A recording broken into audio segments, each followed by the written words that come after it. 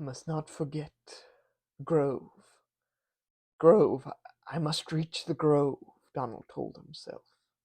Pieces of his mind refused to make sense. Hallways leading nowhere, faces he did not know, and names. My, my name is Donald.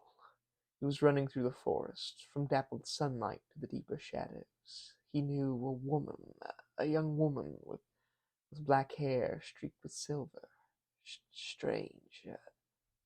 Her name is Emily.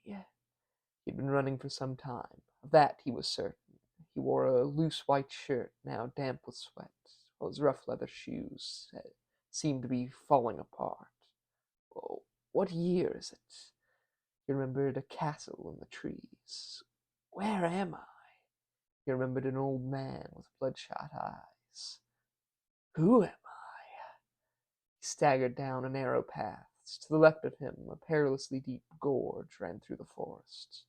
Far to the forest floor, he thought he saw the bones of dead things hidden amongst the fallen leaves. It was early autumn, he could tell, but there were still places in the forest where the sun could hide. In the dark, he stopped to catch his breath, leaning on the bough of an ancient evergreen. He took a moment to look around. There must have been a tree of every kind in this strangely primordial wood, but somehow they all thrived.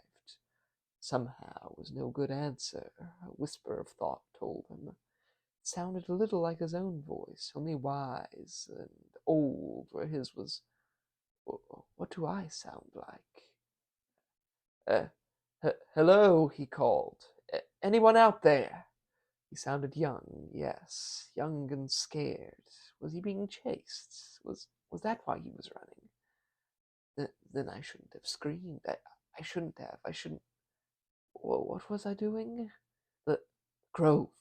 Yes, yes, I remember. He picked his way through the forest. He could hear no sounds of pursuit, nor an answer to his call. Why am I so scared? He was weak, hurt. My head. He couldn't remember what had happened to Donald or Emily. No, no, I'm Donald. But who is Emily? Is she my sister? My wife?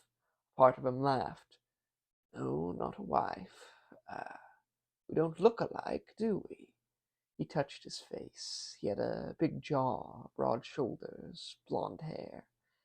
Emily and I are related. You wouldn't know it by our looks. Deep within the forest, he found the ancient trees had grown thinner, more pale, like bodies drained of blood. Soon enough, Donald came upon the grove. It was a plain enough thing, dark and low and full of festering rot, with mushrooms red and white growing in the gloom beneath the trees. Donald took a single step into the grove, and then another, more painful than the last. He ground his teeth as vague memories began to surface in flashes. There was something important he needed to do, something he was forgetting. Find the grove, then what? It was peaceful, he'd give it that. It was quiet. Donald felt like drifting off into a deep sleep, or wandering amongst the trees, asking questions of the spirits of the forest. And there were spirits of the forest. That much he knew. He was trying to put a pane of glass back together out of 1,000 shards. He did not remember falling to his knees, but Donald found himself there, at the foot of a white tree, wondering, where, where did I come from? What is it I'm forgetting? A blow to the back of the head, whispered words. The old man, a bad man, a man who was not of the forest. The forest will heal me. The forest will save me. There's nothing that man can do to bring nature to its knees. He did this, Donald said aloud. He did this to me. Emily, he thought. I have a friend named Emily, and the old man might come after her. A blow to the head would not have broken his mind. The man could have. He's good at that. That much I remember. The leaves called out to him. He could almost understand their words, as if he was a spirit himself. Perhaps I am. Donald touched his forehead to the white tree and murmured a prayer. He felt stronger already. Was it the moment's rest, or was it something else, something magical? Does it even matter? I suppose somehow it was a fine enough explanation, he told himself. Fine enough for me. My friend's in danger, Donald said, there in the heart of the wood. She needs our help.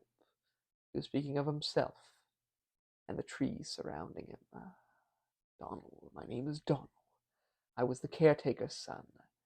Her name is Emily. She was lady of the castle, and his name is Salazar. He is a bad man. Donald turned and left the grove as quickly as he'd come. He had a plan. The thousand shards of his mind became one.